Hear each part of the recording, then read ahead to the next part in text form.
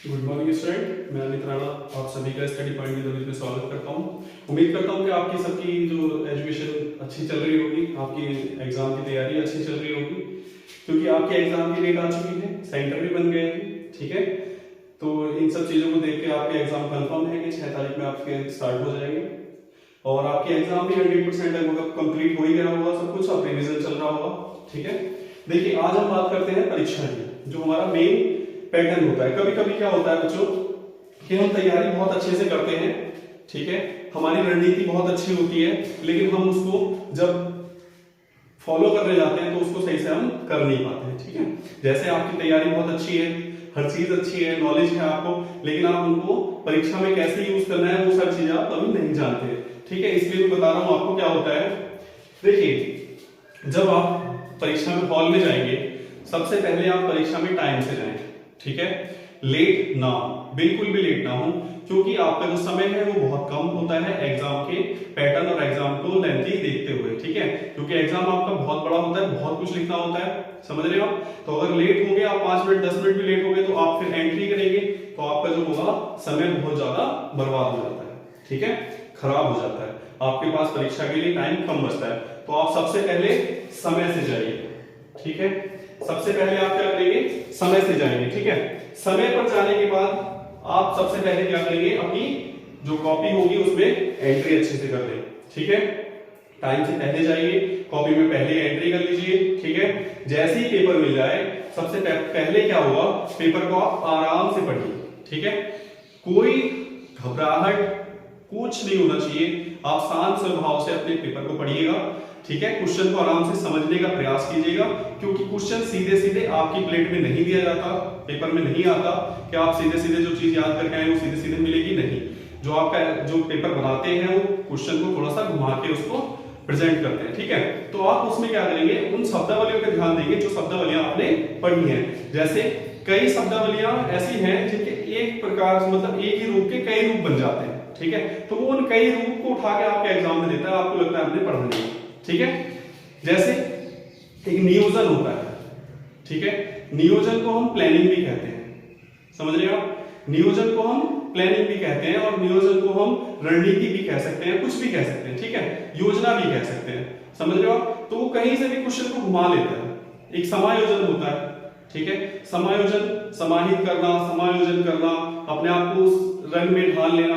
ठीक है, कई तरह से एक शब्दावली के कई रूप होते हैं, तो वो आपके जो क्वेश्चन में है थोड़ा सा घुमा देता है, शब्दावली कठिन दे देता है ताकि आपको समझ ना आए। ठीक है, तो सबसे पहले आप क्वेश्चन को पढ़ेंगे, उसमें शब्दावली को नोट करेंगे जो आपने मार्क करेंगे, जो पूछ रहा हो। सबसे पहले आप ये देखिए कि क्वेश्चन में पूछ क्या रहा है। ठीक है, किस टॉपिक को पूछना चाह रहा है, किस शब्द को पूछना चाह रहा है। हमारा जो शिक्षण कार्य होता है बच्चों, आप भी टीचर बनने वाले हो बहुत जल्दी, तो जब आप टीचर बन जाएंगे तो हम क्या करते हैं, एक शब्द की एक्सप्लेन करते हैं, एक शब्द को हम क्या करते हैं, एक्सप्लेन करते हैं अपनी लैंग्वेज में, अपने शब्दों में, ताकि सामने वाले बच्चों को वो सारी चीजें समझ में आ जाए। जैसे कि मैं आपको कोई भी टॉपिक समझा रहा होता तो उसको अपनी लैंग्वेज में हम कन्वर्ट करके आपको उसका मीन समझाने की प्रयास करते हैं। ठीक है, वैसे ही आपको क्या करना है, जब एग्जाम हॉल में आप बैठ जाएंगे तो आप ये सोचे कि मैं टीचर हूं और जो कॉपी चेक करेगा वो हमारा स्टूडेंट है। ठीक है, उसको हम अपने शब्दों में सारी चीजें समझाने का प्रयास करते हैं, समझ रहे हैं आप। जैसे सबसे पहले आपका क्वेश्चन आता है ज्यादातर शिक्षा।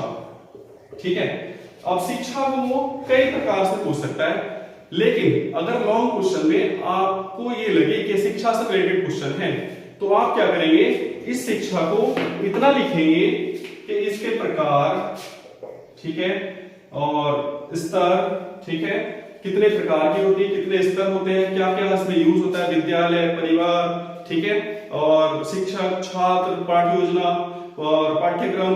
ठीक है, ये सारी चीजें इसमें डाल देंगे आप। जब इतनी सारी चीजें आप डाल देंगे तो अपने आप ऑटोमेटिकली क्वेश्चन क्या होगा, लॉन्ग क्वेश्चन बन जाएगा, जो आपका आंसर होगा वो लॉन्ग क्वेश्चन के अनुसार बन जाएगा। ठीक है, तो सबसे पहली बात आप क्वेश्चन को ध्यान से पढ़ेंगे, क्वेश्चन में ये पूछेंगे, ये जानने की कोशिश करेंगे कि पूछ क्या रहा है, उस टॉपिक को पकड़ के आप उसका आंसर करेंगे। अब देखिए दूसरा क्वेश्चन आता है हमारा कि पेपर आएगा कैसे। देखिए पेपर जब आता है तो जो आपका 80 नंबर का क्वेश्चन पेपर है, ठीक है, इसमें आपके 3 लॉन्ग आते हैं। ठीक है, 3 लॉन्ग आएंगे, 5 शॉर्ट आएंगे। ठीक है, 5 शॉर्ट आएंगे। ये जो 3 लॉन्ग होते हैं ये आपके 15 नंबर के होते हैं, 45 नंबर का टोटल होता है। और जो ये होते हैं ये 7 नंबर का एक होता है, तो ये 35 का हो गया, यानी 80 क्वेश्चन आपके यहां हो गए, ठीक है। और जो दूसरा हमारा 40 नंबर वाला पेपर आता है, ठीक है, 40 नंबर वाला पेपर में क्या होता है, इसमें हम आपके 2 लॉन्ग क्वेश्चन आते हैं, ठीक है। 2 मेरे ख्याल से 10 का होता है, तो 20 नंबर ये हो गए, ठीक है, और 4 इसमें शॉर्ट आते होंगे, ठीक है, 4 इसमें शॉर्ट आते होंगे, तो ये 5 20 नंबर का ये होगा, ठीक है। तो ये पेपर बनता है। अब इसमें क्या होगा, जब आप क्वेश्चन करेंगे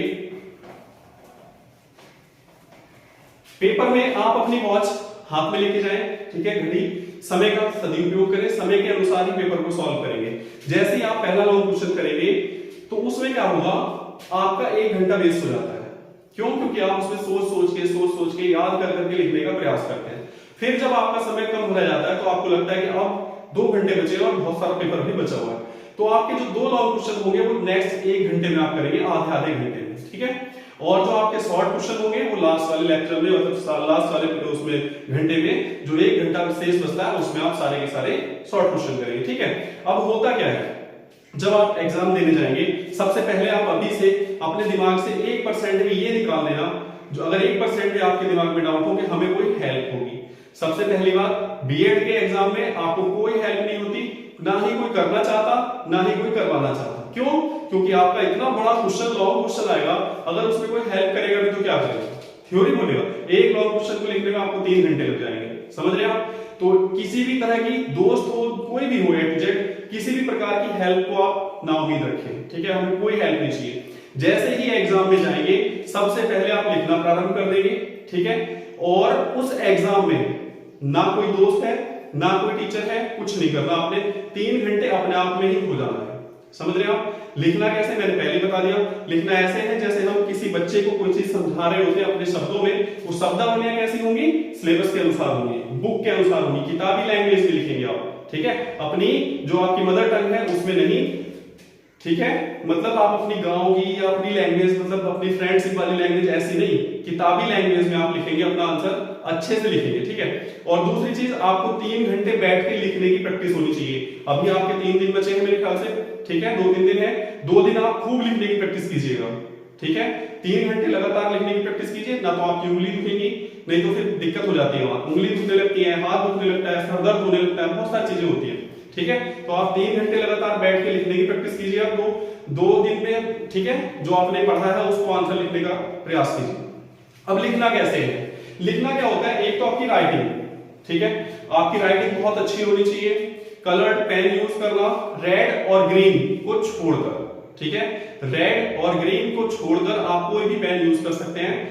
पेन भी कैसे यूज करना है, ज्यादातर जो हम थ्योरी लिखेंगे या जो भी कुछ चीज लिखेंगे वो ब्लू पेन से लिखेंगे, लेकिन जो हमारे पेन होंगे, कलर्ड पेन होंगे, उनसे हम हाईलाइट करेंगे। जैसे हमें कोई डेफिनेशन देनी है, परिभाषा देनी है, तो उसको हम हाईलाइट करेंगे।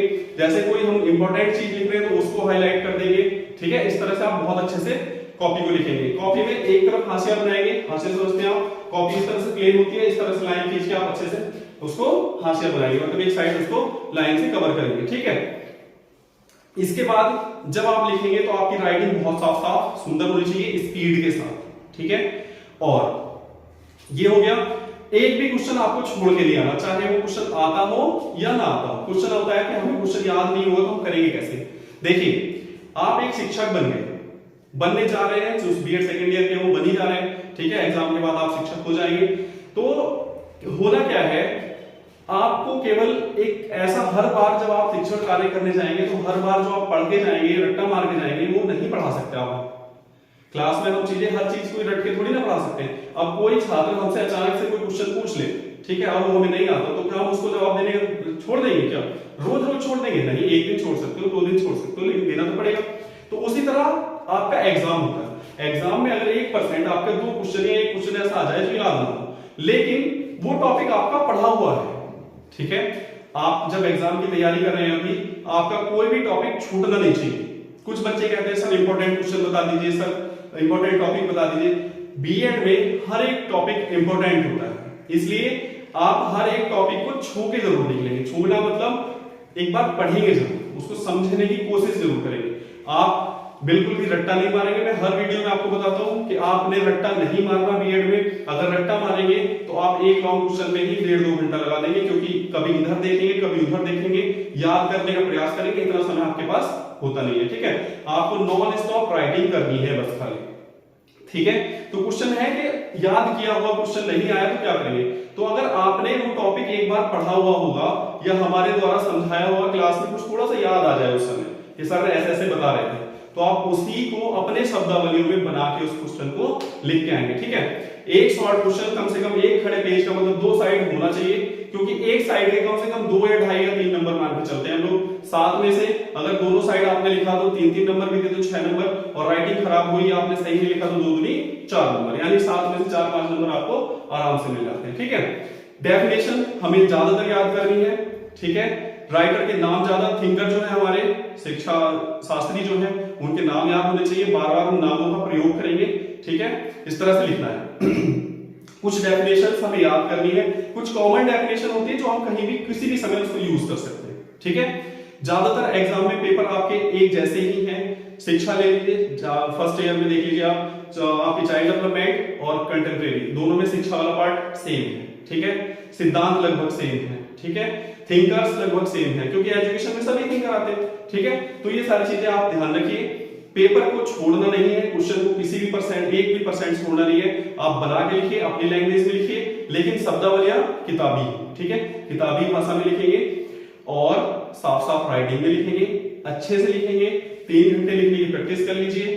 ठीक है, आपके 100%, आपके 90% मार्क आ जाएंगे अगर आपकी राइटिंग अच्छी हो और आपने क्वेश्चन ना छोड़ो। ठीक है, कुछ भी लिखिए, कुछ भी लिखिए, मैं तो ये कह रहा हूं कुछ भी लिखिए, आप टॉपिक से रिलेटेड लिखिए, बार बार उस टॉपिक का जो उसने पूछा है, जिस पॉइंट को, उस पॉइंट का जिक्र करेंगे, उसके बारे में लिखेंगे, ऑटोमेटिकली अच्छे नंबर हमें मिल जाते हैं। ठीक है, और बाकी तो वैसे सब लोग अच्छे से तैयारी कीजिए। सेंटर आपके डिसाइड हो ही गए हैं, एडमिट कार्ड भी 1-2 दिन में जल्दी आ जाएंगे, आपको इन्फॉर्मेशन मिल जाएगी उन सब चीजों की।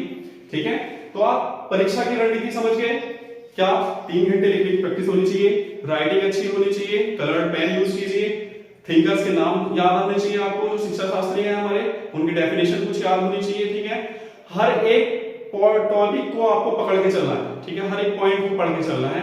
ठीक है, कोई भी पॉइंट छोड़ेंगे नहीं, शॉर्ट हो क्वेश्चन या लॉन्ग हो छोड़ के नहीं आना बिल्कुल भी। ठीक है, एक भी क्वेश्चन नहीं छोड़ेंगे हम। अगर आप छोड़ के आएंगे, लिख के नहीं आएंगे, तो आपको एग्जाम में नंबर क्या देगा। ठीक है, कॉपी में लिखा हुआ होगा तो कुछ ना कुछ आपको नंबर वहां मिलते हैं। ठीक है, इस तरह से आपको तैयारी करनी है, अच्छे से तैयार रहिएगा। ठीक है, फुल एटीट्यूड, फुल एनर्जी के साथ एग्जाम दीजिएगा, और चैनल को हमारे लाइक कीजिएगा, शेयर कीजिएगा जरूर। ठीक है, क्योंकि चैनल की कुछ कंडीशंस होती है, बहुत जल्दी हमें वो सारे टारगेट पूरे करने होते हैं, तो आप लोग साथ रहेंगे तभी हम वो चीजें कर पाएंगे। ठीक है, थैंक यू।